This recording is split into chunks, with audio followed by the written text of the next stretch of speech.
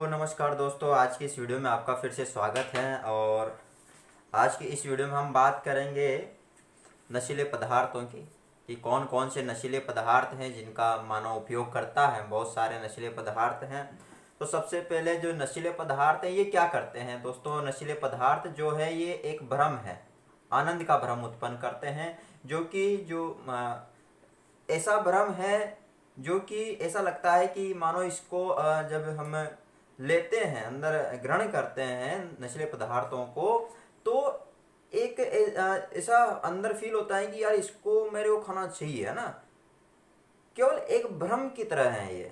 इससे कोई मजा नहीं आता, इससे शरीर खराब होता है, लेकिन फिर भी एक ऐसा भ्रम है कि इसको खाने से मजा आता है। ठीक है। जबकि कहा जाता है कि जिन चीजों को खाने में मजा आता है वो शरीर के लिए हानिकारक होती है, और जिन चीजों को खाने से शरीर को मजा नहीं आता वो चीजें शरीर के लिए लाभकारी होती है। तो हमें नहीं खाना चाहिए बहुत सारी चीजें। तो सबसे पहले हम नशीले पदार्थ की बात करें तो नशीले पदार्थ के बारे में कहा जाता है कि आनंद का भ्रम उत्पन्न करने की दृष्टि से कई लोग विभिन्न प्रकार के नशीले पदार्थों का सेवन करते हैं। ठीक है। आनंद का भ्रम उत्पन्न करने की दृष्टि से कई लोग नशीले पदार्थों का सेवन करते हैं। तो सबसे पहले आज हम यहाँ पर बात करेंगे गुटखा। किसकी बात करेंगे? सबसे पहले हम बात करने वाले हैं गुटखा। ठीक है, गुटखा। ओके दोस्तों, गुटखा जो है ये कैसे बनाया जाता है इसके बारे में हम थोड़ा सा जानेंगे। गुटखा कैसे तैयार किया जाता है।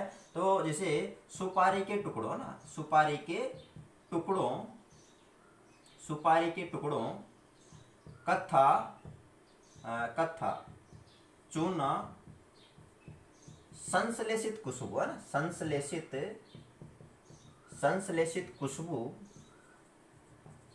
मतलब उसमें खुशबू भी मिलाई जाती है। जैसे बहुत सारे गुटखे का नाम मैं बताता हूँ, जैसे विमल हो गया, है ना, पान बहार हो गया, तानसेन, अलग अलग प्रकार के गुटखे आते हैं मार्केट में, जाकर के देख सकते हैं।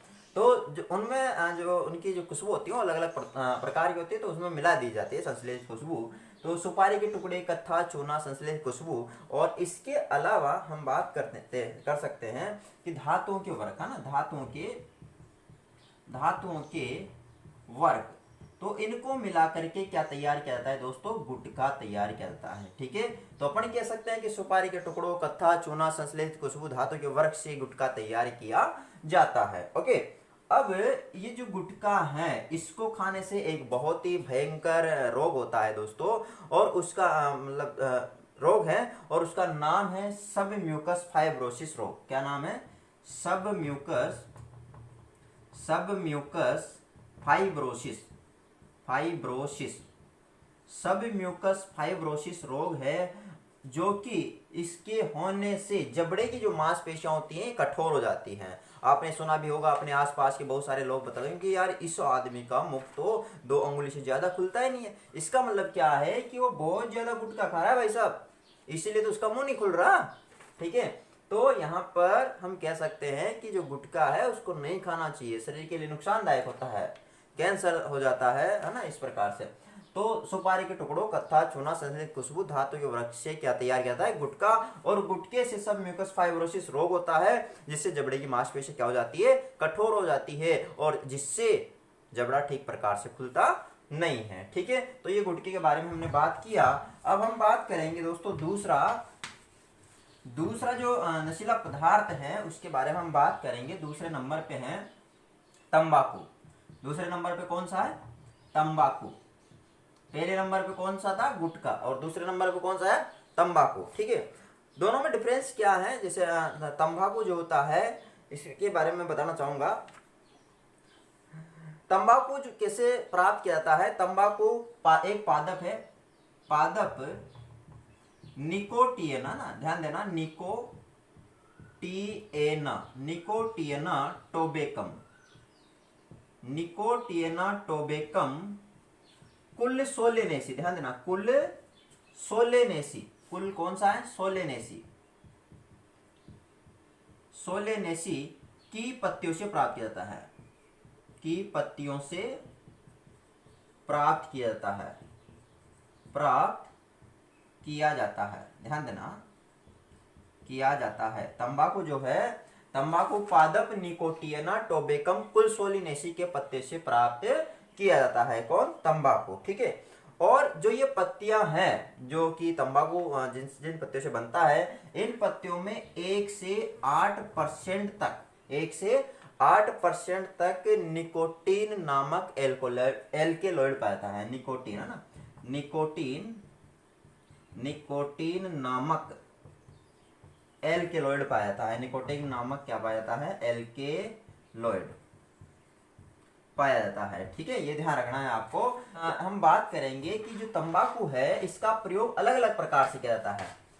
ठीक है, तंबाकू का प्रयोग अलग अलग प्रकार से किया जाता है। अब कैसे कैसे किया जाता है, तो सबसे पहले तंबाकू का बात करते हैं। तंबाकू का प्रयोग, तो तंबाकू का प्रयोग अलग अलग प्रकार से किया जाता है दोस्तों। कैसे? तो सबसे पहले हम बात करेंगे कि कैसे। तो अधिकांश लोग जो होते हैं इसको पान, है ना, अधिकांश लोग इसको पान, गुटके, पान हो गया, गुटका, या चूने के साथ, है ना, चूने के साथ चबाते हैं। ठीक है ना, बहुत सारे लोग जो है तंबाकू को पान, गुटके या चूने के साथ चबाते हैं।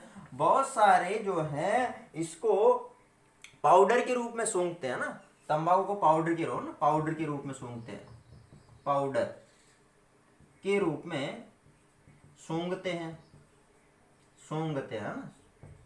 पाउडर के रूप में, है ना। तुमने देखा होगा जो कुछ बहुत सारी लेडीज होती है, पुरुष भी होते हैं, जो कि एक छोटी सी डिब्बी होती है और छोटी सी डिब्बी में तंबाकू को बारीक करके और उस डिब्बी में रखती है और फिर उसको सूंघती है, आनंद लेती है उसका। ठीक है, तो इस प्रकार से उसको सूंघती हैं। ठीक है ना, ओके। और इसके अलावा तीसरे इसको हम कह सकते हैं बीड़ी, सिगरेट, है ना, बीड़ी, सिगरेट, इसके अलावा चिलम, सिगार, हुक्का, इनके रूप में भी इसको प्रयोग किया जाता है। ठीक है, तो इस प्रकार से तंबाकू का प्रयोग किया जाता है। तो सबसे पहले देखा कि पान, गुटके, चूने के साथ इसको चबाते हैं। दूसरा हमने देखा कि पाउडर के रूप में इसको सूंघा जाता है। और तीसरा देखा कि बीड़ी, सिगरेट, चिलम, सिगार, हुक्का, इनके रूप में भी इसका प्रयोग किया जाता है। ठीक है दोस्तों, अब हम बात करेंगे यहाँ पर कि तंबाकू का जो प्रयोग है इसको करने से शरीर पर क्या क्या हानियां होती हैं। ठीक है, तंबाकू के प्रयोग से होने वाली हानियां, तो यहाँ पर बात करेंगे तंबाकू के प्रयोग से होने वाली हानियों की। तंबाकू के प्रयोग से कौन कौन सी हानियां होती हैं, तो सबसे पहले हम बात करेंगे तंबाकू के प्रयोग से। तो कहा जाता है कि तंबाकू के निरंतर संपर्क में आने से मुंह, जीभ, गले, फेफड़ों आदि कैंसर हो जाते हैं।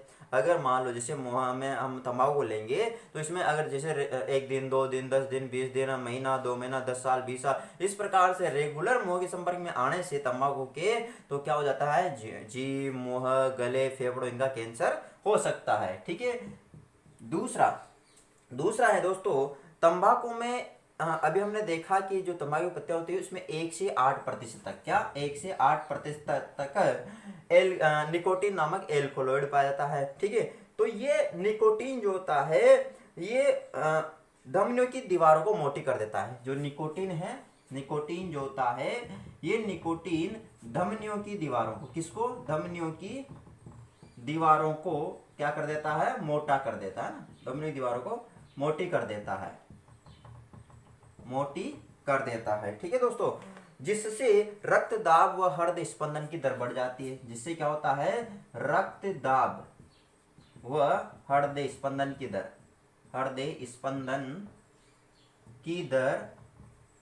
क्या हो जाती है, बढ़ जाती है।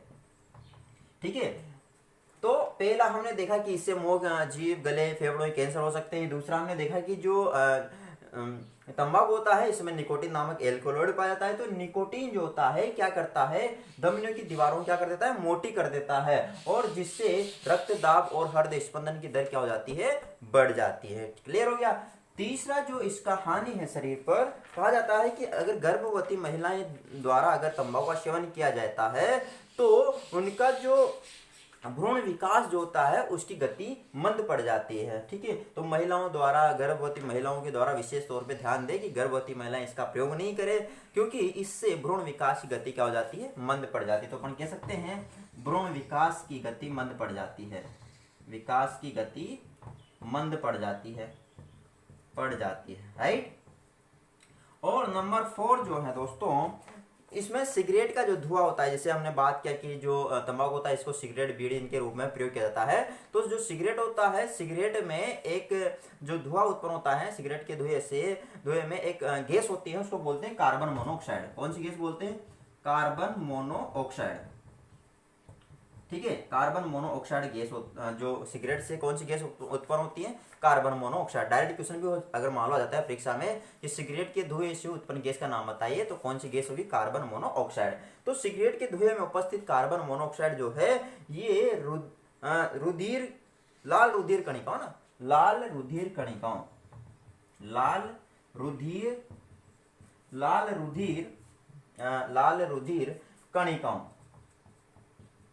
रुधिर यहां लिख देता हूं, कणिकाओं ना, कणिकाओं, इनको क्या कर देती है दोस्तों, नष्ट कर देती है। ठीक है, कार्बन मोनोऑक्साइड जो गैस है ये लाल रुधिर कणिकाओं क्या कर देती है, नष्ट कर देती है, जिससे रुधिर में ऑक्सीजन परिवहन की क्षमता क्या हो जाती है, घट जाती है या कम हो जाती है। ठीक है, ओके। तो अब अगला हम बात करेंगे, अगला नशीला जो पदार्थ है दोस्तों वो है मदिरा। नाम सुना होगा मदिरा का, ओके। मदिरा को इंग्लिश में बोलते हैं एल्कोहल। क्या बोलते हैं, एल्कोहल, शराब। दोस्तों मदिरा जो होती है, आपने सुना होगा कि मदिरा अलग अलग प्रकार की होती है। ठीक है, मदिरा अलग अलग प्रकार की होती है, लेकिन सभी मदिराओं में जो नशे का पदार्थ होता है सभी में सेम होता है। समझने वाली बात है, मदिरा अलग अलग प्रकार की होती है, शराब अलग अलग प्रकार का होता है, लेकिन सभी में जो नशे का पदार्थ होता है वो सेम होता है, और उसका नाम है एथिल एल्कोहल। ठीक है, एथिल एल्कोहल, C2H5OH।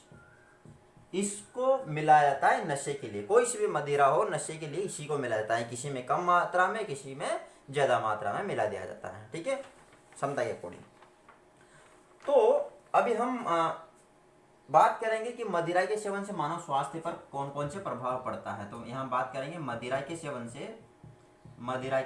से मानव स्वास्थ्य पर प्रभाव, मानव स्वास्थ्य पर प्रभाव, कौन कौन से इफेक्ट पड़ते हैं मदिरा के सेवन से, मानव स्वास्थ्य पर कौन कौन से इफेक्ट पड़ते हैं। तो सबसे पहला है मदिरा के सेवन से व्यक्ति के शरीर का सामंजस्य एवं नियंत्रण कमजोर हो जाता है। ठीक है, समझने की बात है दोस्तों। पहला बताया कि मदिरा के सेवन से, प्रभाव की बात कर रहे हैं अपन, शरीर पर प्रभाव। तो पहला कि अगर मदिरा का सेवन करेंगे तो इससे व्यक्ति के शरीर का सामंजस्य एवं नियंत्रण, सामंजस्य ना, शरीर का सामंजस्य एवं नियंत्रण क्या हो जाएगा, कमजोर हो जाता है। यानी मदिरा का सेवन करने के बाद व्यक्ति का खुद के शरीर पर ही कंट्रोल नहीं होता, और जिससे उसकी कार्य करने की क्षमता क्या हो जाती है,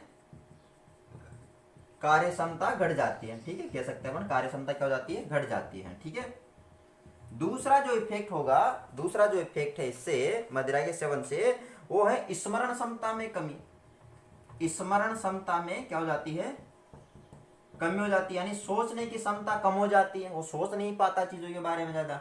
तीसरा जो है मदिरा के सेवन से, ये इंपॉर्टेंट है, ध्यान देना, मदिरा के सेवन से वशीय यकृत रोग हो जाता है। कौन सा, वशीय यकृत रोग। मदिरा के सेवन से वशीय यकृत रोग हो जाता है। कौन सा रोग होगा, वशीय यकृत रोग हो जाता है, जिससे प्रोटीन व कार्बोहाइड्रेट संश्लेषण पर, जिससे देखो मदिरा के सेवन से वशीय यकृत रोग हो जाता है, जिससे क्या होगा कि प्रोटीन और कार्बोहाइड्रेट है ना, और कार्बोहाइड्रेट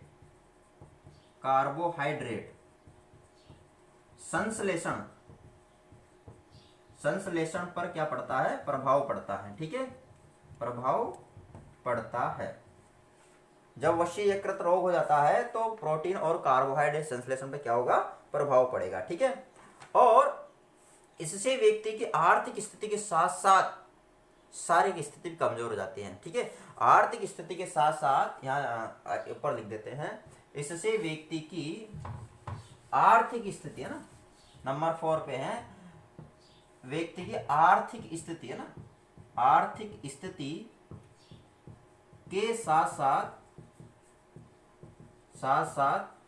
शारीरिक स्थिति भी कमजोर हो जाती है। शारीरिक स्थिति भी क्या हो जाती है, कमजोर हो जाती है, कमजोर हो जाती है। समझ में आया? यानी कि पैसे तो खर्च होंगे, शराब लाएगा, मदिरा लाएगा तो पैसे तो जाएंगे, लेकिन उससे शरीर पर फायदा नहीं होगा, नुकसान होगा। ठीक है, तो यानी पैसे भी जा रहे हैं और शरीर भी खराब हो रहा है। तो आर्थिक स्थिति के साथ साथ कह सकते हैं कि शारीरिक नुकसान भी उसका होता है। ठीक है, तो 2-3 कारण हमने देखे। सबसे पहला कारण हमने देखा था कि शरीर पर कंट्रोल नहीं होता है, शरीर का सामंजस्य नियंत्रण कमजोर हो जाता है, जिससे क्या होगा कि वो कार्य क्षमता उसकी कम हो जाती है। दूसरा हमने देखा स्मरण क्षमता में कमी आ जाती है और वो सोच नहीं सकता चीजों के बारे में। तीसरा वशीयकृत रोग हो जाता है, जिससे प्रोटीन और कार्बोहाइड्रेट संश्लेषण में प्रभाव पड़ता है। और चौथा आर्थिक स्थिति के साथ साथ शारीरिक स्थिति भी कमजोर हो जाती है। ठीक है, ओके, अब हम बात करेंगे, आगे चलते हैं दोस्तों थोड़ा सा, और हम बात करते हैं अब अफीम की। किसकी बात करेंगे? अगला जो नशीला पदार्थ है वो है अफीम। ठीक है, नाम सुना होगा अफीम का।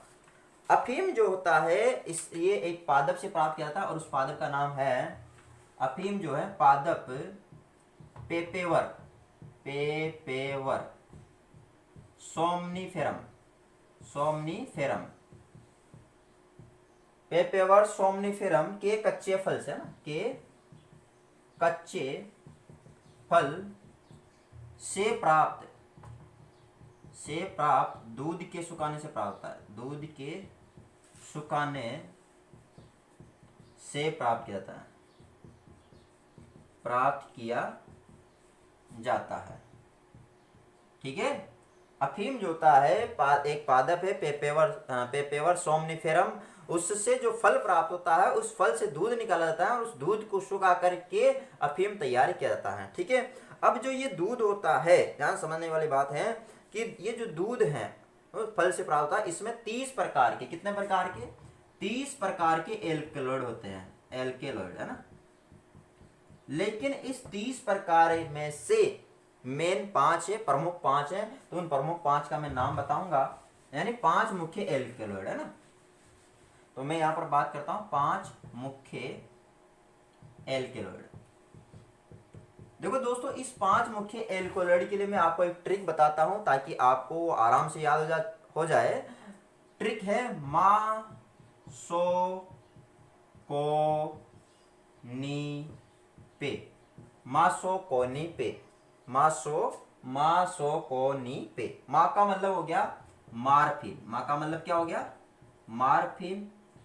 सो का मतलब हो गया सोमनीफेरम, सोमनीफेरम। को का मतलब हो गया कोडीन। ठीक है, नी का मतलब हो गया निकोटीन, और पे का मतलब हो गया पेपेवरीन।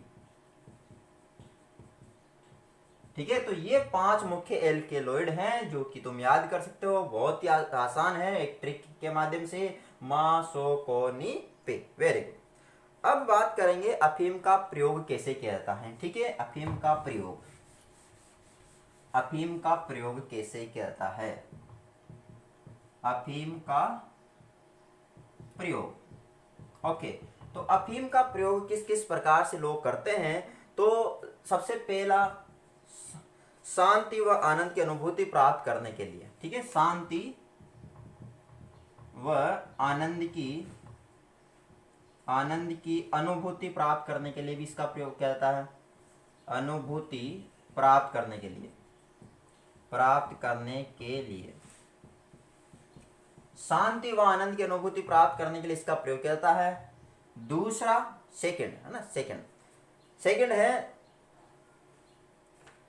ग्रामीण क्षेत्रों में गम या खुशी के अवसर पर, गम या खुशी के अवसर पर, खुशी के अवसर पर, कहां पर? ग्रामीणों में ना, ग्रामीण क्षेत्रों में गम या खुशी के अवसर पर इसका प्रयोग किया जाता है। और नंबर थर्ड इंपॉर्टेंट, देखो इंटरेस्टिंग है कि जो माताएं यानी मम्मियां जो होती है वो अपने बच्चों को सुलाने के लिए ना, बच्चों को सुलाने के लिए जानबूझकर, सुलाने के लिए जानबूझकर अफीम का सेवन करवाती है। देखो कितनी अच्छी बात है, बच्चों को सुलाने के लिए अफीम का सेवन करवाती है भाई साहब। ठीक है, तो इस प्रकार से अफीम का प्रयोग किया जाता है। पहला शांति व आनंद की अनुभूति प्राप्त करने के लिए, दूसरा गम या खुशी के अवसरों पर ग्रामीण क्षेत्रों में इसका प्रयोग किया जाता है, और तीसरा बच्चों को सुलाने के लिए इसका प्रयोग किया जाता है। बहुत बड़ा।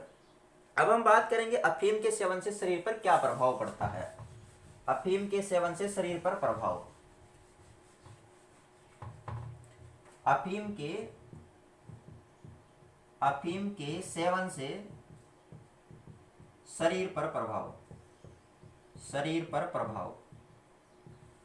अफीम के सेवन से शरीर पर क्या प्रभाव पड़ता है? तो अफीम का सेवन जो होता है, अगर इसको करेंगे, रेगुलर करते हैं, तो इससे प्रतिरोधक, शरीर प्रतिरोधक क्षमता ना, शरीर प्रतिरोधक क्षमता जो होती है ये क्या हो जाती है? कम हो जाती है, यानी धीरे धीरे घटती जाती है।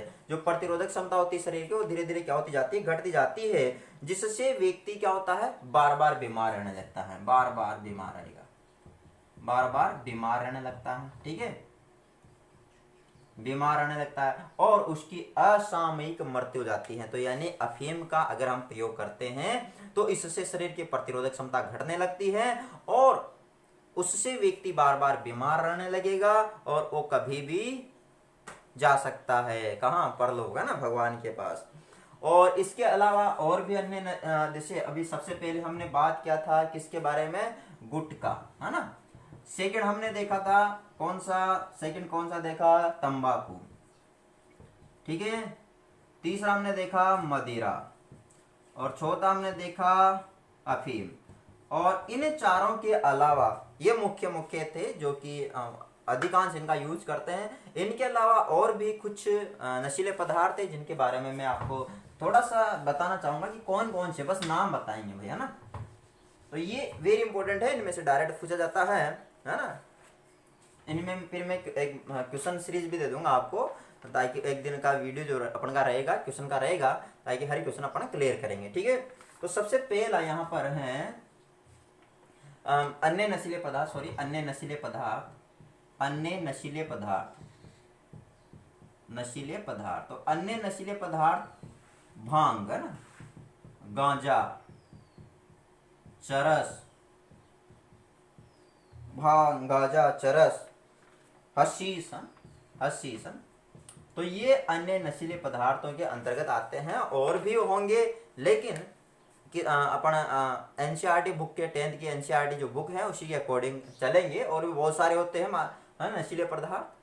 अगर वीडियो पसंद आया हो तो इसको लाइक, कमेंट और शेयर कीजिएगा, और वीडियो को पूरा देखिएगा और सब्सक्राइब जरूर कीजिएगा, ताकि आने वाली हर वीडियो का नोटिफिकेशन सबसे पहले आपको प्राप्त हो और कोई भी वीडियो आपसे मिस ना